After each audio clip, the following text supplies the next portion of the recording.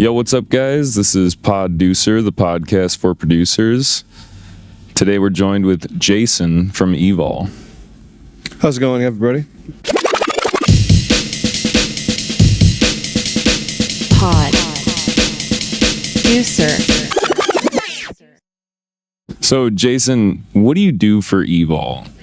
So, essentially, I travel around from site to site, different festivals, seeing all parts of the country, selling and showing off all of my friends' really dope artwork. It's all friends and family artist collective. It's all original pieces, and honestly, it's one of the things that constantly just stays fresh every other month, and we just keep getting new stuff, and I'm constantly blown away by it, to tell you the truth. Nice, man. So, when did you start working for EVOL? And maybe before we get into that, actually, just as a preface, this is the EVOL Afters, which is a show put on by EVOL at Electric Forest, and it's the after party. But I wanted to ask you, kind of what EVOL is to you and what they stand for. You're a clothing brand. Yeah. So, to begin with, I'd say EVOL to me it encompasses what the EDM scene and what players should be. It's all love everywhere you go, and no matter where you are, what walk of life you're from, that we always just show love, and it's the evolution of love. So that's why it's also love backwards, because no matter how you see it, it spells love even if you're backwards sometimes. And so it's pretty nice for me, and so I just take that really to heart. And also, like, Misha, the owner and co-creator, he's also one of my friends. I don't even think of him as a boss, which I think also just makes it really easy and really fun, like, to go to these types of events. And this is my second Forest and second Afters. Honestly, it doesn't even feel like work half the time, man. Like, the Afters I'm constantly blown away. They had Ganja White Night Peekaboo last year, and then ZZ closed us out, and it was just kind of awesome. I think one thing we definitely want to dive into is the actual clothing. How do you know how this began? Were you at it at the beginning? So it all started a little bit before my time. Probably, I think we're around 10 years now. Misha started out of a backpack at a summer camp, and it all started with a handful of pins here and there, a couple of boards walking through, It started with that, and then it started with a 10x10, then 10x20, and then it just started going. And then even the Afters here started with two decks and one booth. But the clothing, honestly, it's just all the friends that he's grown up with, and all the relationship he's gotten to know over these past couple of years. Just all of their original designs, and they collaborate on a lot of things. Like, for instance, the 808 right behind your head. That's the first true actual collaboration between three different creators from three different companies. And it's pretty awesome. What's like the most popular selling items? Because you guys have a lot of different things. You got towels, you got blankets, you got shirts, you got scarves, pins, all types of stuff. What do people normally gravitate towards? You got fans, just looking around. I would say more commonly they gravitate towards the fans that we have, because they're very lightweight, very durable. But I would say the fans, and also a lot of the exclusive pins that we do, exclusive pin drops. But a lot of times it comes to the hooded blankets and our sweatshirts, because those are unmatched. A lot of them are velvet, a lot of them are double-sided UV, and they're just really cool to look at. And a lot of times festivals are in the dark, so we want to make sure you pop out and stand up. Yeah. And some of this stuff is very functional for a festival. Like, you have a fan to stay cool, you got a sweatshirt or a blanket, or what is it called when it has the hood? Yes, the hooded blanket. Yeah, hooded blanket. Yeah, you got that because it gets cold at night.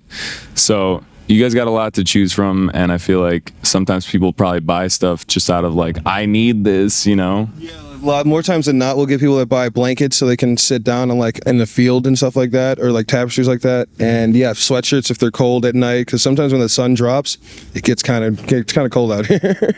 Yeah, it does.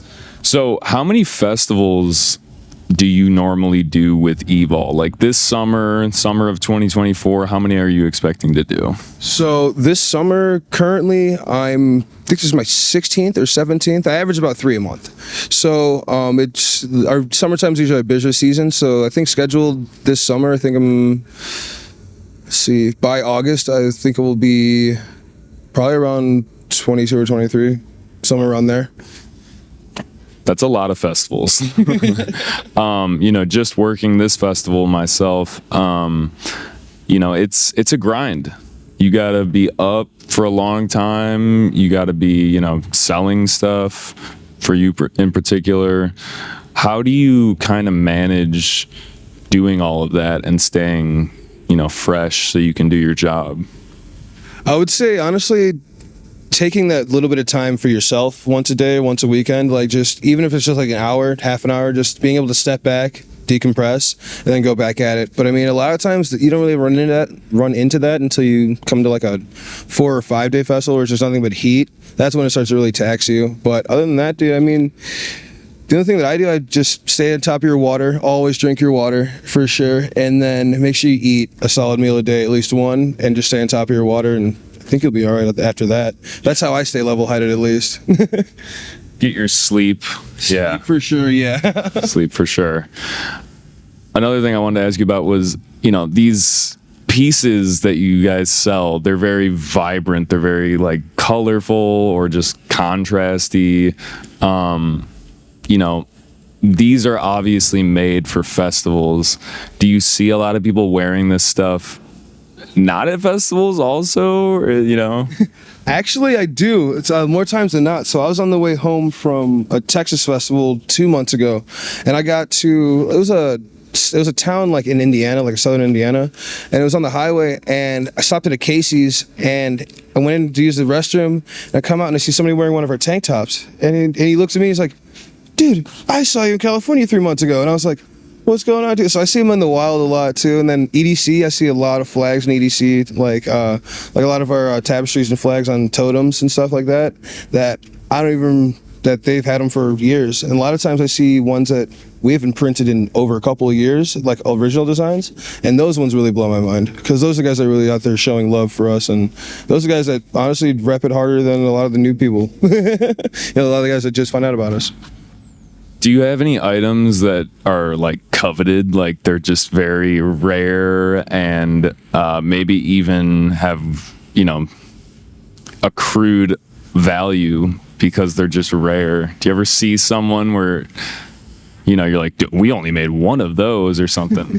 So yeah, actually there's one I've been coming across recently. I think we only made 10 or 15 of them, but there's a very limited glow in the dark and Chicago inspired pin that we produced ourselves, and I've only recently started. I saw one person with it. I think day two I saw somebody with it, and I never even knew that was our pin until I took it off and looked at the back of it, because we credit our artist on the back of the pin. So I flipped it over and I saw, sure enough, EVOL Chicago on the back, and I was like, what the heck, dude? It said it was the second one out of 15, and it glue in the dark, and it was ridiculous. And I don't remember how much he said he got it for, but he said that as soon as he saw it, he had to have it, and it blew my mind.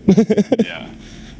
Interesting. Okay. Like out of the festivals that you guys work, are there any specifically that you find you guys get the most love and also enjoy working the most? Are any specific ones?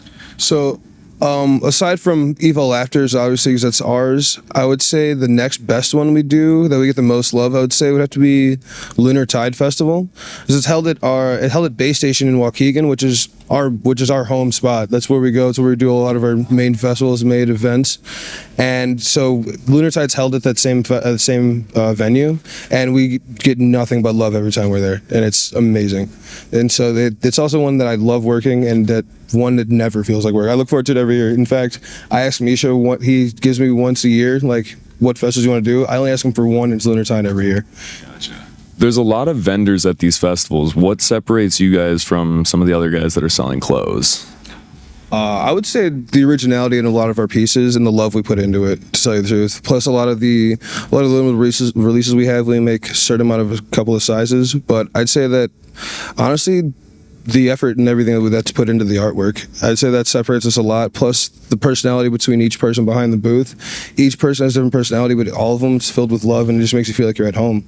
Like every time you come here and you see one of us, we'll make you feel like you haven't seen us in 20 years. And we grew up together. Yeah. All right. Well, speaking of the past 20 years ago, ask all of my guests on the podcast what their first concert was. So, Jason, what was your first concert? My first concert was Infrasound 2015. It was the year right after NCN, and it turned into a complete swamp for 4 days.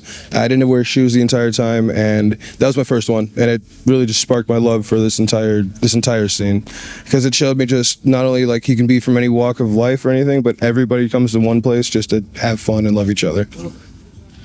That's dope, man. Yeah. Anyone specific at that festival that you got to see that was like really cool? I got to see Alex and Allison Gray do live art at the main stage, and I think Noisia was there as well, and it was pretty wild. And I also saw Spangle in the mud in a thunderstorm, and it was pretty wild. Spangle, trippy. You know, I think that's it for now. Dude, thank you so much for coming through and sitting down with me. Yeah, dude. If you guys have made it this far, we'll catch you next time. Peace.